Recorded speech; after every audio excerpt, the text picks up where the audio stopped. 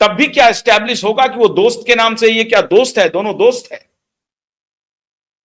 एक जान पहचान वाला भी है और एक जिगरी दोस्त है। अगर दोस्त है तो कोई कोई बिजनेस पार्टनर है क्या?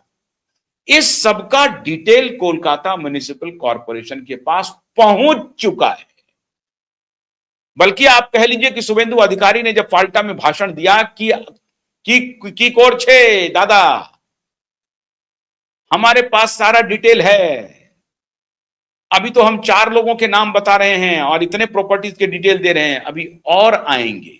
अभी तो सिर्फ कोलकाता में ही जो कुछ प्रॉपर्टी के डेटा हमारे पास आए हैं, इसके अलावा भी कोलकाता की जो प्रॉपर्टीज है उसके भी डेटा हम आपको रिलीज करेंगे। सार्वजनिक सभा में उन्होंने कहा, दब करके छुप करके कहीं नहीं कहा, सार्वजनिक सभा में शुभेंदु अधिकारी ने कहा। और कौन शुभेंदु अधिकारी? भारतीय जनता पार्टी का स्ट्रगलर विधायक, सांसद नहीं। शुभेंदु अधिकारी पश्चिम बंगाल का नवनियुक्त मुख्यमंत्री, जिसे जनता ने भारी मतों से विजयी बनाया। 2-2 जगह से वो खुद जीत करके आए और 208 207 सीट लेकर के Bharatiya Janata party absolute brute majority में विधानसभा में मौजूद हैं। उसके वो नेता हैं, विधायक दल के भी और बंगाल के ताकतवर मुख्यमंत्री हैं। ताकतवर से क्या तात्पर्य है कि जनता ने ऐसी पार्टी को इतना बहुमत दिया है कि अगर विधायक टूटने का भी कुछ ख्याल करे मन में तो उनकी नानी मर जाएगी, उनको पानी भरना पड़ेगा हजारों लाखों लीटर, अगर वो अपनी पार्टी को तोड़ करके कहीं जाना भी चाहते हैं। इतना ब्रूट मेजॉरिटी है भारतीय जनता पार्टी के पास। 144 सीट चाहिए, 207 सीट पर है, 8 सीट पर है। आप समझ रहे हैं, 207 इसलिए क्योंकि 2 जगह से खुद शुभेंदु अधिकारी जीते थे चुनाव। तो ऐसे ब्रूट मेजॉरिटी वाली पार्टी के सत्ता में आने के बाद उसकी बिना पर बोलने वाला मुख्यमंत्री सार्वजनिक सभाओं में घोषणा कर रहा है।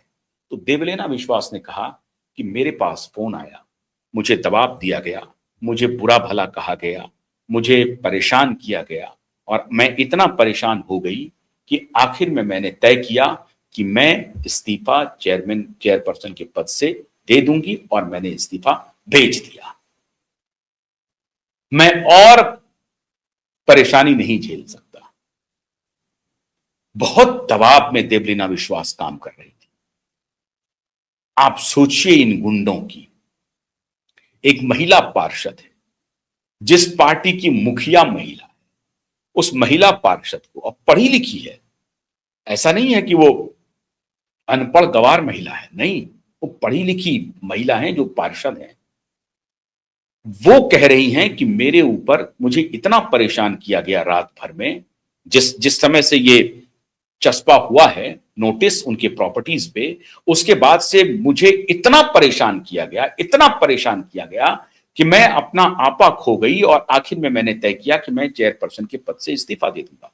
काउंसलर के पद से तो मैं इस्तीफा नहीं दूंगी, क्योंकि मेरे पास एक रिस्पॉन्सिबिलिटी है जनता की और मैं जनता की रिस्पॉन्सिबिलिटी से नहीं भागूंगी। मैं जनता के प्रतिनिधि के रूप में काम करती रहूंगी, लेकिन चेयरपर्सन के रूप में जो मेरे पास कुछ अधिकार थे, जिसके बिना पर ये मुझे कुछ कहना चाहते थे, मैंने उस पद से ही इस्तीफा दे दिया है। और बल्कि दबी जुबान में ये कह रहे हैं कि अब आगे क्या होगा मुझे नहीं मालूम। मतलब खुली बगावत कर दिया उन्होंने अभिषेक बनर्जी और ममता बनर्जी के खिलाफ, देवलीना विश्वास ने। ये तो देवलीना विश्वास की कहानी है। उधर एक पासा और पलट गया मित्रों। जहांगीर खान अपना नॉमिनेशन वापस लेने के बाद कहां है पता नहीं। अब लोग कह रहे हैं कि शुभेंदु अधिकारी के डर से वो अंडरग्राउंड हो गया है और उसे शुभेंदु अधिकारी से ज्यादा डर 2 लोगों से है। एक तो आईपीएस अजय पाल शर्मा से, क्योंकि वो उनके इंटेलिजेंस के निशाने पर हैं, उनको कहीं से भी गिरफ्तारी हो सकती है, एक। और उससे भी अधिक डर शुभेंदु अधिकारी अजय पाल शर्मा से हो ना हो, उससे भी अधिक डर अगर किसी से है तो उसे अभिषेक बनर्जी से है। उसको लग रहा है कि जहांगीर खान ने मेरे साथ धोखा किया है और अब कहीं न सिर्फ वो नॉमिनेशन वापस लिया है, ऐसा ना हो जाए कि वो जा करके विरोधी कैंप में शामिल हो जाए और हमारी सारी पोल पट्टी उगल दे, हमारे सारे राज उगल दे शुभेंदु अधिकारी की टीम के सामने। और इसकी संभावना प्रतीत हो भी रही है। इसलिए यह कहा जा रहा है कि जहांगीर खान फरार हो गए हैं, लेकिन आप पक्का मान करके चलिए, रथ की जो हत्या हुई थी उसके तीनों शूटर को उत्तर प्रदेश और बिहार से गिरफ्तार कर लिया गया। पुलिस अगर चाह लेगी तो जहांगीर खान को पाताल से ढूंढ निकालेगी। जहांगीर खान को यह गलतफहमी नहीं है, इसका मतलब है कि जहांगीर खान को स्टेट का प्रोटेक्शन कहीं ना कहीं मिल रहा है और जहांगीर खान अभिषेक बैनर्जी के खिलाफ वो सारे राज उगलेगा जो खुद को बचाने के लिए उगलेगा। और इसी से ज्यादा हड़कंप मचा हुआ है ममता बनर्जी और अभिषेक बैनर्जी दोनों को। उनको लग रहा है कि इनके ऊपर भरोसा करना मुश्किल है। जब गयासुद्दीन मौलाना ने बगावत कर दिया, जब देवलीना विश्वास ने बगावत कर दिया, जब कुणाल घोष ने कल कह दिया कि यह अभिषेक बैनर्जी को सोचना चाहिए, और दूसरे अन्य नेता भी दबी जुबान में बगावत कर रहे हैं। अब जो बगावती नेता हैं वो पावर गैलरी में तो बोल ही रहे हैं, मीडिया पर आकर के बोल रहे हैं। गयासुद्दीन मौला तो मीडिया में चले गए, देवलीना विश्वास मीडिया में चले गए, रिजू दत्ता रोज पानी पी पी करके गाली दे रहा है, रोज कह रहा है कि जो कुछ भी बर्बाद किया है वो अभिषेक बैनर्जी ने और आईपैक के साथ मिलकर के। आईपैक और अभिषेक बैनर्जी पिछले 10 वर्षों से पश्चिम बंगाल में सरकार चला रहा था। हालांकि 10 नहीं कहा जाए, उसको 2021 ही कहा जाए, क्योंकि आईपैक के साथ उसका कॉन्ट्रैक्ट 2020 या 21 में हुआ है। तो पिछले 5 साल से तो निश्चित रूप से आईपैक के साथ मिलकर के अभिषेक बैनर्जी पश्चिम बंगाल में एक पैरेलल सरकार चला रहा था, यह रिजू दत्ता कह रहा है। लेकिन देवलीना विश्वास जो अब बॉम्ब फोड़ी है, जो बॉम्ब सेल है देवलीना विश्वास का, और जिस तरह से देवलीना विश्वास ने इस्तीफा दिया है, जाहिर है देवलीना विश्वास भी बहुत कुछ बताएगी भारतीय जनता पार्टी की सरकार को, अधिकारी को।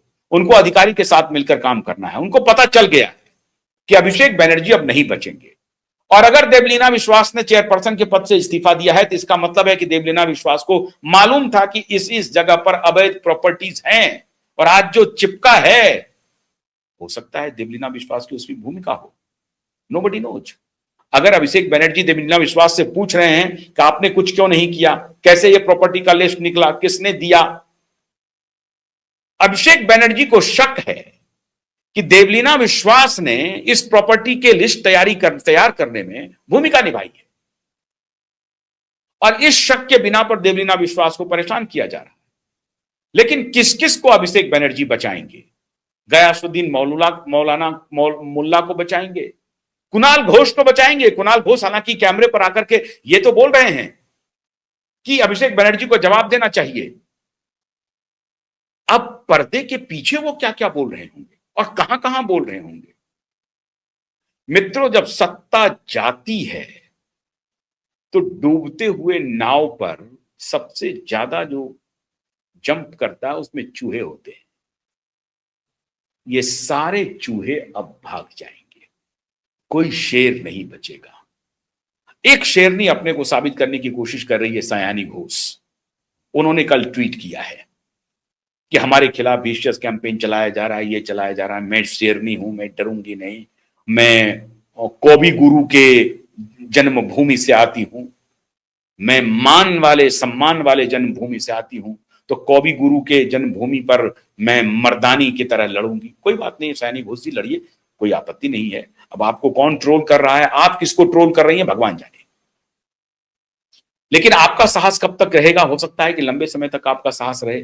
डायमंड हार्बर गैंग के आप बताए जाते हैं, मुझे नहीं मालूम आप क्या सच्चाई है, लेकिन चलिए, आप अभिषेक बनर्जी के साथ खड़ी हैं और ममता जी के साथ खड़ी हैं, आपको मुबारक हो। लेकिन जो लोग नहीं खड़े हैं वो बहुत बड़ी परेशानी लेकर के अभिषेक बनर्जी के लिए आ रहे हैं, बड़ा तूफान लेके आ रहे हैं। अभी तो चस्पा हुआ है, 7 दिन का वक्त है, बुलडोजर चलना है। देवलीना विश्वास जैसी बहुत आएंगी, इंतजार कीजिए। बहुत बहुत शुक्रिया, नमस्कार।